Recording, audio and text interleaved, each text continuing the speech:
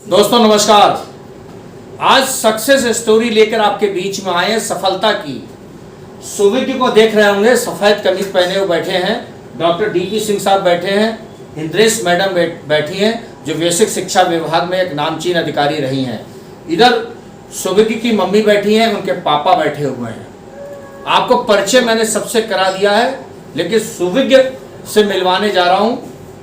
जो इस खबर में आपको बताने जा रहे हैं कि आईएएस की परीक्षा में सेलेक्ट हुए हैं और किस तरीके से आपने तैयारियां की थी भारत की सर्वोच्च सेवा में जाने के लिए। गौर से सुनिए सुविज्ञ की बात, गौर से सुनिए उनकी मम्मी पापा और उनके रिश्तेदारों की बात। जुड़े रहिए हमारे साथ, देखते रहिए हमारी ये खास रिपोर्ट।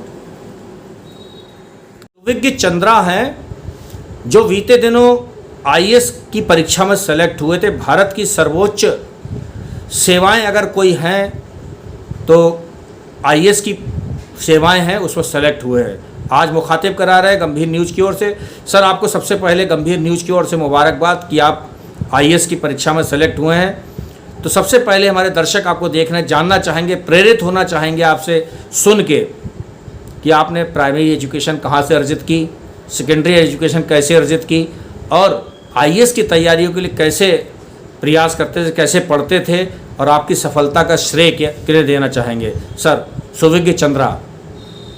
तो जैसा कि आपने बोला है, मेरा नाम सुविज्ञ है और इस साल मैंने 394 रैंक हासिल करी है यूपीएससी 2021 परीक्षा में। और अभी मेरे स्कूलिंग के बारे में बताया जाए तो मैंने मेरी प्राइमरी एजुकेशन मुंबई में हुई है, सेकेंडरी अहमदाबाद में, ये सब प्राइवेट स्कूल में हुई है। और जो मेरा 11वीं और 12वीं कक्षा है वो सब मेरी केंद्रीय विद्यालय में हुई है। और मेरा जो कॉलेज है, मैं आईआईटी बॉम्बे से ग्रेजुएटेड हूँ, जो 2016 में मैंने पास आउट किया था उस कॉलेज से। उसके बाद मैंने 1 साल जॉब करी और जॉब करने के बाद मुझे लगा कि मेरे को कुछ बड़ा करना है, तो इसके लिए 2018 से मैंने सिविल सर्विसेज की प्रिपरेशन घर से शुरू करी। क्या कोचिंग वगैरह की थी आपने, क्या ऐसे ही? नहीं, मैंने घर से ही शुरू किया। घर पे सारी किताबें मिल जाती हैं, आजकल इंटरनेट का ज़माना है तो कोई रिसोर्स की कहीं कमी नहीं होती है, तो मैंने उसी से शुरुआत करी। सर, आप अपनी इस कामयाबी का श्रेय किसे देना चाहेंगे? मैं अपने माँ बाप को देना चाहूँगा, क्योंकि मेरे से ज़्यादा उन लोगों ने सैक्रिफाइस किया है और उनके बिना मेरा तो बिल्कुल भी नहीं हो पाता। ये तो निश्चिंत है। और बाकी परिवार वालों का और हर जगह जो भी दोस्त हैं और जो भी आसपास के लोग हैं, उनका हमेशा से सपोर्ट रहा है, तो उनको मेरे पे भरोसा था, इसलिए मैं खुद पे भरोसा करता हूँ। मम्मी पापा के नाम सहित परिचय देना चाहेंगे? ये मेरी मम्मी हैं स्मिता चंद्रा, ये बरेली से ही हैं। और ये मेरे पिताजी श्री सतीश चंद्रा, ये अमरोहा जिले से। कहीं सरकारी सेवा में थे आपके पिताजी? हाँ, मेरे पापा अभी ओएनजीसी में काम करते हैं दिल्ली में। अच्छा। और जनरल मैनेजर। अच्छा, वेरी गुड। चंद्रा, दर्शक मेरे देख रहे हैं, खासतौर से यूथ देख रहे हैं और वो युवा देख रहे हैं जो कि इन दिनों परीक्षा की तैयारी में लगे, खासतौर से आईएएस की। जानना चाहेंगे कि आप किस तरीके से तैयारी करते थे, कैसे अध्ययन करते थे, बिना कोचिंग के आपने सेलेक्ट हो गए इतनी बड़ी सेवा में, बताना चाहेंगे कुछ? मेरी जो तैयारी शुरू हुई थी वो 2018 में शुरू हुई और इससे पहले मैं नौकरी करता था, तो मेरे सिविल सर्विसेज का कोई मोटिव नहीं था कि मुझे यहाँ इस सर्विस में आना है। तो मैंने पूरा का पूरा शुरुआत बिल्कुल स्क्रैच से शुरू किया, जो कि मुझे ह्यूमैनिटीज़ के सब्जेक्ट जो होते हैं, हिस्ट्री, सिविक्स, ज्योग्राफी, ये सब मुझे कुछ भी नहीं आता था। तो मैंने क्या किया कि मैंने जो बचपन की किताबें होती हैं उनसे शुरुआत करी, करीबन 8वीं कक्षा से लेके 12वीं तक। उससे मैंने अपना बेस बनाया और उसके बाद फिर मैंने शुरुआत करी जो कि यूपीएससी के लिए लोग रेकमेंड करते हैं किताबें, मेरे दोस्तों ने जो मुझे बताई थी, उससे मैंने शुरुआत करी। कितने घंटे पढ़ते थे, कैसे दिनचर्या रहती थी सर आपकी? शुरुआत में जब कुछ नहीं आता था, उस टाइम पे काफ़ी मेहनत करनी पड़ती थी मुझे। काफ़ी घंटे, आप बोले कि 8 घंटे से ज़्यादा मेरे को हर दिन देना पड़ता था। लेकिन जैसे जैसे मेरे को चीज़ें आने लगी, उसके बाद वो कम होकर के 6 से 5 घंटे दिन की तैयारी हो गई। आपकी हॉबीज़ बताना चाहेंगे दर्शकों को? खान पान शाकाहारी हैं या मांसाहारी हैं, और क्या खेल-कूद पसंद करते हैं, आपका आदर्श किसे मानते हैं, क्या फ़िल्में देखना पसंद करते हैं? मेरी हॉबीज़ के बारे में बताऊं तो मुझे क्या कहते हैं जॉगिंग करना पसंद है, क्योंकि जो सेहत होती है उससे बढ़कर कुछ नहीं होता है। तो दूसरी चीज़ ये कि जो मेरा खान पान है, मैं घर पे ही खाना खाता हूँ, और मैं नॉर्मली वेज ही प्रेफर करता हूँ। और नॉन वेज क्या है कि कहीं महीने में एक बार या फिर 2 महीने में एक बार इस तरीके से करता हूँ, ताकि पढ़ाई में मुझे क्या कहते हैं कोई तकलीफ़ नहीं हो, मेरा पेट क्या कहते हैं हेल्दी रहे। कितने बहन भाई हैं आप? मेरी एक छोटी बहन है, और वो भी एक इंजीनियर है। दर्शक देख रहे हैं, जानना चाहेंगे बरेली से आपका क्या कनेक्शन है? बरेली में मेरा जन्म हुआ था, और यहाँ पे क्या कहते हैं मेरे रिश्तेदार रहते हैं, जैसे मेरी नानी जी, और यहाँ पे मेरे स्वर्गीय मामा जी श्री जयप्रकाश सागर जी, जो कि IAS से रिटायर हुए हैं। उनकी वाइफ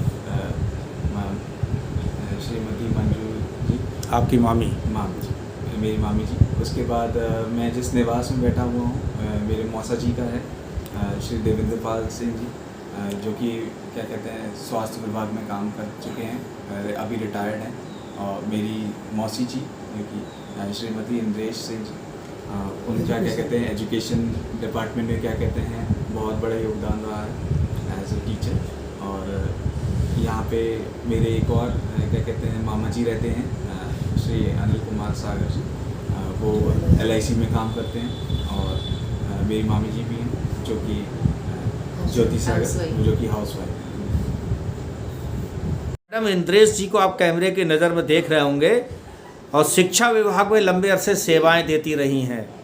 इसी तरीके से डॉक्टर DP सिंह साहब बरेली के मुख्य चिकित्सा अधिकारी दफ्तर में रहे थे, सेवानिवृत्त हो चुके हैं, संक्रामक रोग अधिकारी रहे थे, बहुत सेवाएं आपने की हैं। और सुविज्ञ उनके साथ बैठे हैं, जो IAS में सेलेक्ट हुए हैं, आपके रिलेटिव हैं। डॉक्टर साहब DP सिंह साहब, आज क्या कहना चाहेंगे अपने सुविज्ञ के IAS में चयन पर? अरे बहुत खुशी हो रही है कि हमारे घर में जो है एक बच्चा जो है IAS हुआ है, और इतनी ज़्यादा खुशी की बात है। तो इसका आशीर्वाद है इनके लिए हमारा, और बच्चों के लिए भी, कि भाई और बच्चे भी इनसे प्रेरणा लें और IAS की तैयारी करें। मैम इंद्रेश जी क्या कहना चाहेंगी? हम इनको आशीर्वाद देना चाहेंगे, और ये अपने जीवन में बहुत सफल हों और ज़रूरतमंदों की मदद करें। आपको ध्यान होगा बरेली विकास प्राधिकरण में VC रहे थे JP सागर साहब, और CDO भी रहे थे बरेली के अंदर। आपका क्या रिलेशन था उनसे, भाई साहब बताना चाहेंगे? सुबह श्री जयप्रकाश सागर जी मेरे क्या कहते हैं मामा जी थे, सगे मामा जी थे। और अभी उनकी क्या कहते हैं हाल ही में उनका निधन हुआ, लेकिन वो हमेशा हमारे दिल में रहे। और जो मेरी IAS की परीक्षा की जो शुरुआत हुई थी, वो एक दिन उनके ऑफिस में आके उनके साथ एक दिन बिता करके ही हुई। कोशिश करने वालों की कभी हार नहीं होती।